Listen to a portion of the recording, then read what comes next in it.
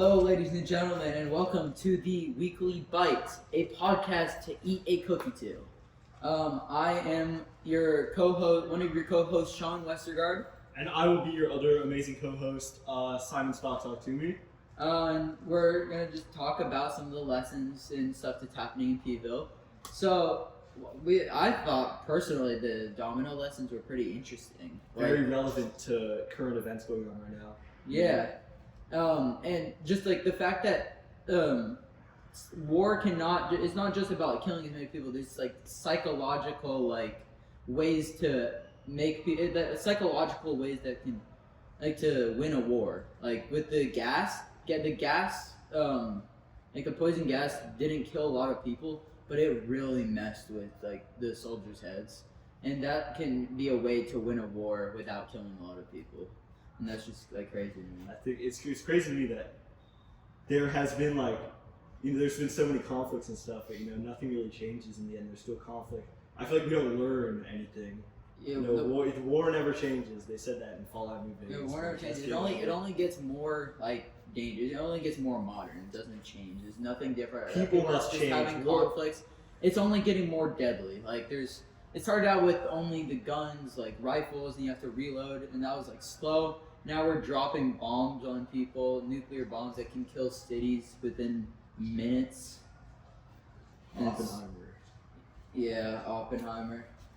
He really created something that can destroy the world. It's not even World War. It's World War I. Let's keep it focused on World War I here. Yeah. And then artillery, that's some scary stuff. You're shooting people that you're never gonna see them.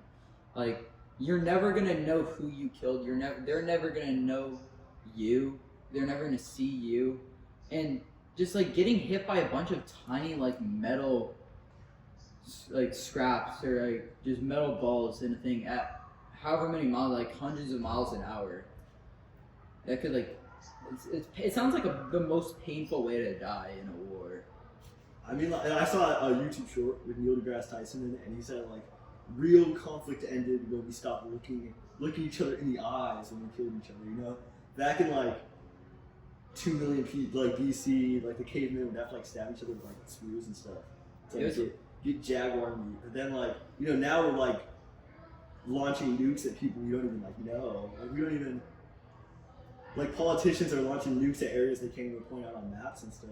Yeah, and politicians are they're doing this and they're sending people out there, but they're never actually going out there. They're never seeing what war is like. They're just sending people they're just disposable, they're bullets. I remember Mr. P said Russia uses soldiers like they're bullets. They have the biggest army, or they had the biggest army in the world, and they were just disposing of people like they were just around to be fired. And now because of artillery, war is a lot war isn't personal. You're not, as you just said, Simon. It's not you're stabbing someone to get jaguar meat like cavemen, where you're just firing, killing millions of people, and you're never gonna see them. You're never gonna know. You're never gonna know them. You're never gonna know what they look like, how they act. You never know who you're gonna kill. You don't know if they're bad people. You don't know if they're innocent. You're just killing because that's how war is. It's just the most killing. It never changes. Fallout New Vegas. So many Fallout New Vegas references. Okay, to shift a little bit, what did we think of that test? I think the test went pretty good. Our class did really good. Period 4, baby. Yeah, period 4, Sean. But our class, as Mr. P said, we had a lot of 14s and 15s, 16s, just across the board as he was skimming over. I think personally, the reason I decided to say we don't need our packets to help with this test is because for me personally, and I assume this is with other people too, when I have my packet with me, I feel I overthink everything. I feel I just think too hard about something that's really simple. This test is just this is a picture and what of the main things is it? And it's just I feel like I'd overthink it if I had my packet. Like, oh, could it be this or like this? It's like if you have a lot less of something influencing you, I think it's a lot easier to think things through like logically. Sorry. Yeah, no, I think period 4 we did an amazing job. If you're period 4 and you're watching this right now, I want you to give yourself a pat on the back. If you're another period, you can do that too, I guess. But Yeah, and I'd also like to point out that period 2, as I heard Mr. P say, he said they used their packets, yet they were still getting like 12s and stuff, or 10s and 12s. Just like generally lower scores than us, or period 4 and 5. I'm not sure if that's like them, like the students not understanding the material, or like they don't care enough about the material to learn it. maybe it's like they're overthinking it, or maybe they just didn't use the packet. Yeah. No hate to period 2. We're not saying this to slander. We're just saying this like, it's just interesting that some people, even if you have like an advantage, maybe it's like overthinking, maybe it's like just a general throughout the period, maybe just like general not understanding about it. But I mean, it's we have to maybe interview someone from period 2, see how the test went for them, like what was going through their mind. We're gonna get someone period 2 if you're watching this. Get on the podcast, bro. Yeah, we wanna see what was happening. We wanna see what was happening for you guys. We want to see how your class is just doing overall, like how like your experience in classes versus our experiences. And that could be, it's not just period 2, it could be other periods if you're in 5 or if you're in period 6. If you're interested, just like let us know. I also heard period 5 did pretty good on the test. They didn't use their packets and they did generally pretty good. I'm not sure exactly what the score is, but I'm guessing it's similar to us, like 14s, 15s, 16s. And that's pretty good for the periods. It means people are starting to understand more. People are starting to get away from just using packets for reliability. Just overall, just like paying attention more. I think because I know period 5 recently made a claim of 0 academic zombies, and that is actually being proven well by the scores on this test, by like not using the packets and still getting good scores. I think we can confidently say we have a very few amount of academic zombies based on the scores of this test too, because it means more people are paying attention, more people are getting active in the class, more people are paying attention, and maybe we can like get people to start doing like more like different jobs if they're getting more interested in P-Ville. What's your plan exactly? Like you're the speaker, right? So what's your plan to completely eliminate zombies from period 4, huh? Our plan to just eliminate zombies, just like get people involved. Like we can start people out with easy jobs. We can get them to go to fun events, like there's Mafia hosted lunches sometimes. I think we're planning a Kahoot possibly pretty soon, because I'm also in the culture committee. I know some of the stuff that's being planned. And then in May, I think, is when this happens, or it's April or May, the P Olympics. That's gonna be like I feel like it's gonna get a lot of people really interested in things. Do we have any plans for a P film festival? Possibly. I think that usually happens in May. I think that's what Mr. P was saying at one of our culture meetings. Like, 'cause we have like our Tuesday meetings at lunch. I don't think we had one today. I didn't hear anything about one. But we usually at our meetings, we just talk about stuff that we might plan, stuff that like events we might plan, or like things we might do. Like for example, our first meeting was about getting survey people really like on the same page, and we have like a survey pool. We have just like a bunch of surveys survey people can use. It also like increase the quality of surveys. Anyway, like so the film fest, that would be probably somewhere around May.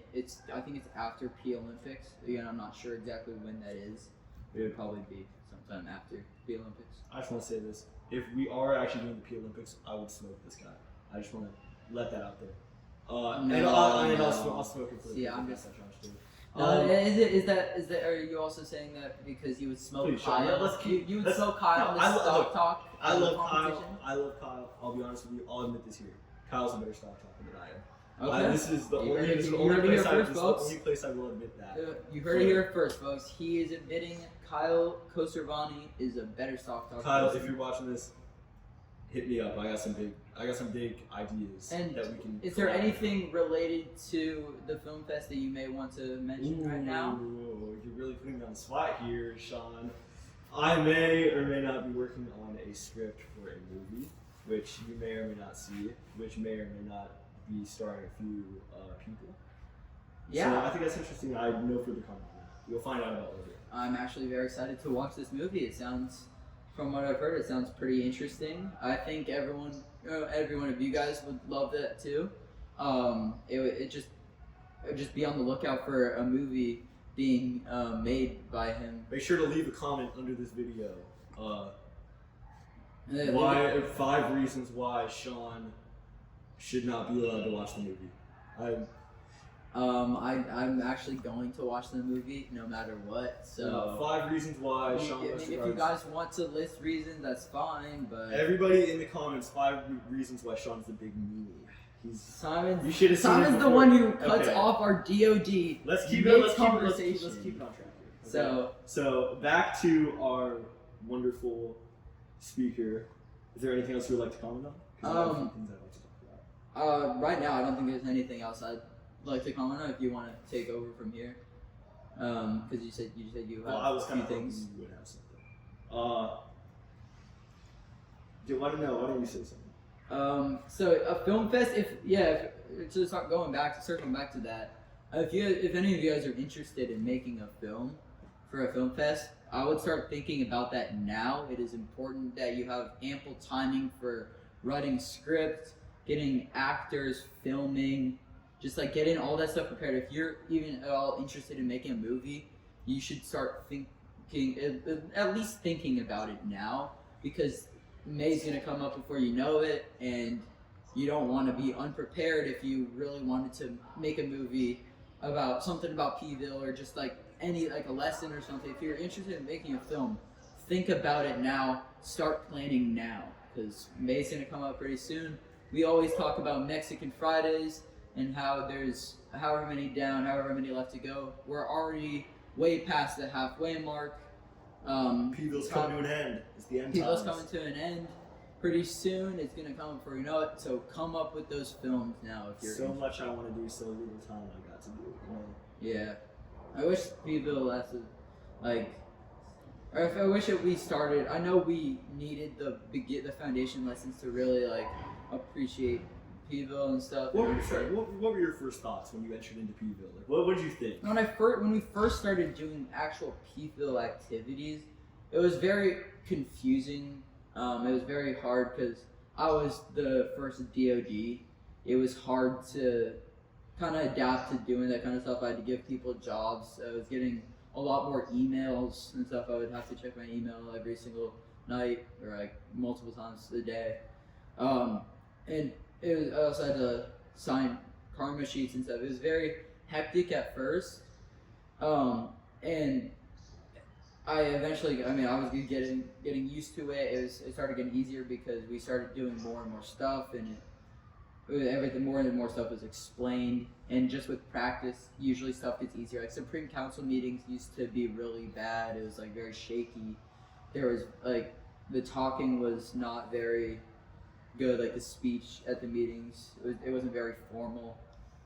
But it was very because of those failures and I feel the want to get better at SC meetings. That's how they got better. If you want to get better, you have to try to learn from your mistakes. That is part of the reason why, even though we went bankrupt second time, our first bankruptcy, that's why we bounced back. Because we learned from mistakes. We don't want to go through that again. I feel the second bankruptcy was kind of out of our control. It was mostly just the stock market investing in our period, other periods investing in our period, and our lack of or our need for what's it called, like international dependency, or like we had an overwhelming amount of international dependency, and that is what ultimately crashed. So I feel like that was a little bit out of our hands to kind of fix. But yeah, we're just gonna learn from mistakes from P-Ville. It's become a lot easier because of like looking back at what we did in the past, and I've liked it a lot more. Yeah, dude, would you like to? You asked me. The first second I walked into P-Ville, I was just like, man, this guy's crazy. Because I remember there was like stuff on like the ceiling and on like the walls, on like there were photos of students on the like lining everything. I'm like, man, this guy's insane. And then he started screaming like, "You won the lottery! You won the lottery!" And that kind of freaked me out. And honestly, that's kind of how it was the first week. I would say it was very like confusing, and I was kind of scared, honestly. But I think when I got the hang of it, it was something so beautiful. Yeah. I remember when he smashed grapes during class on the desk. And he made us clean it up. Yeah, he made people clean it up, and that's just ultimately it was a very good. It's a very memorable lesson. Like the fact that I'm just thinking back to it like, now. Like that was the second day of P-Ville. What was the second day of any of your classes? Like, I don't remember. See, that was the second day of P-Ville, but if you ask me the second day of like any of my other classes, I could not tell you what we did. Yeah. Like that just shows how awesome this class, how memorable it can be, how quickly it flies by. Like we're thinking back to that, but that was a couple months ago. That was in August. So, like, you just gotta appreciate your time here. I think, honestly, I'm sorry for cutting out. But if you told me like a couple months ago that I'd be filming a podcast for my history class, I would not believe you. I would think you're a major nerd, and I'd like probably beat my future self up or something. But here I am. Here we are. We are filming a podcast for our history class right now.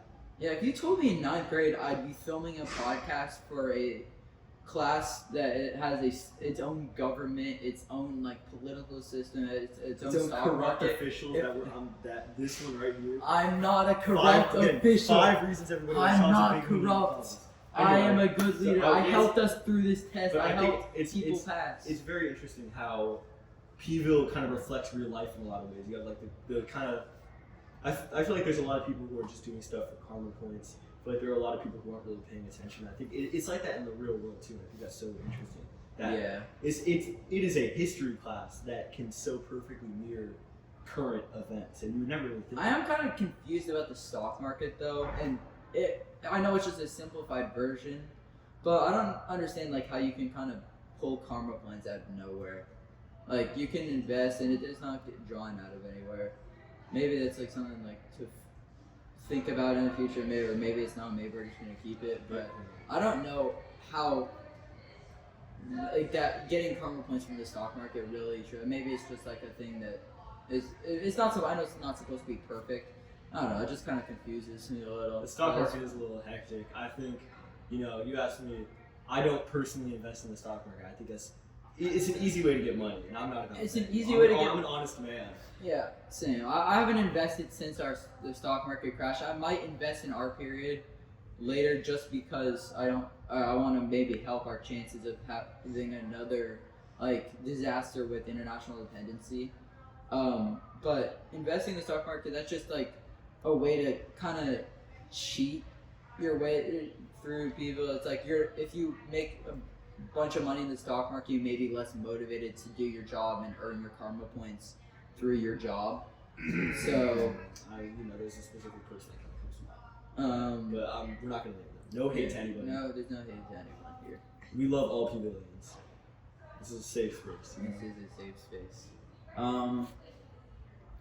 But yeah, I just think it's better to not like rely on the stock market and just like if you do your job I feel like you'll enjoy people more. It's not just like a chore.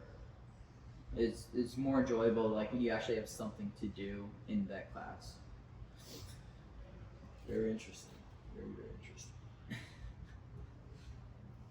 I think I think there are people who do just kind of get rich off the stock market and they kind of quit their jobs, you know. I feel like just try to take advantage of the stock market rather than use it as a tool to help like assist with reaching that 800 karma point goal. Like let's say you have a job that doesn't pay super high, and you use the stock market to kind of build on what you already have. You're earning your money, you're doing your job every day, but you're just using it to kind of help reach that goal.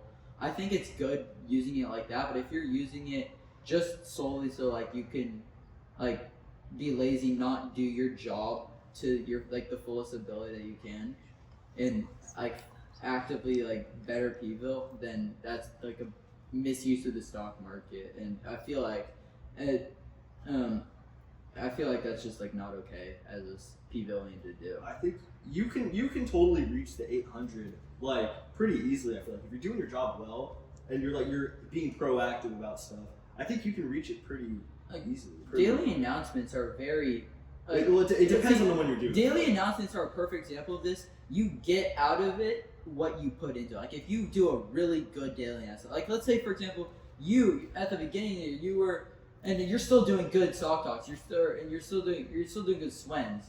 But at the beginning you were getting like 50 points per bell, or per like stock per swing, and you were like, yeah, you're doing good swing. You have loud voice. You have good relevant information. You're relating it to the class, and if you put that effort in, if you really like work to make your daily announcement good and memorable, then I think it's like that you get more. You get good karma points out of it. Like if you're actively, or like if you're getting a bell a day for your daily announcement, that is 100.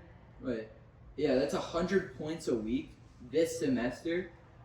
Per like, if you get a bell a day and you do your announcement really well, that's 100 karma points a week. You're gonna get that in the first quarter of the second semester. I just think like not all DAs are created equal. You know, I think there's some of them are much better paying than others. I would say there's some that are definitely a lot easier to get. Or there's some that are easier to get bells with, but like it.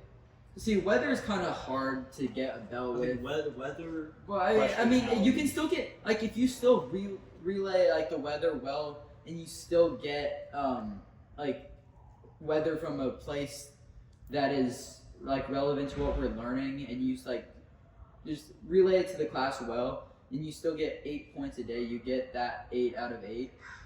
That's still 40 points a week, and that's very good points, and that's. I think that can get you to that 800 point karma, that 800 karma point goal by the end of the semester pretty easily. I think Swin is kind of luck based. You know, I've been like it's you need to find news like recent news that like yeah. So Sean, I think that's gonna do it for today's episode of the Weekly Bite. I think this is a very good episode. It's our first podcast of the year. I think this is our first podcast of the year. We can always build on it. We can always do better. But first podcast of the year for the Daily Bite. We're taking it on we're really making those elders proud that who passed this on to us. So thank you. If you want to be in another episode of the Weekly Bite, comment down below. And I want to see, when I look at this video, I want to see comments of why Sean Zamini and people that want to be on here. Yeah, I want to see comments of people who want to get interviewed. If you're wanting to get interviewed, that you get money, you get paid for being in the podcast, and it can make really interesting conversations. And you get to talk to us, beautiful, cool, awesome people. Yeah. Here at the Weekly Bite. So that's gonna do it. Thank you.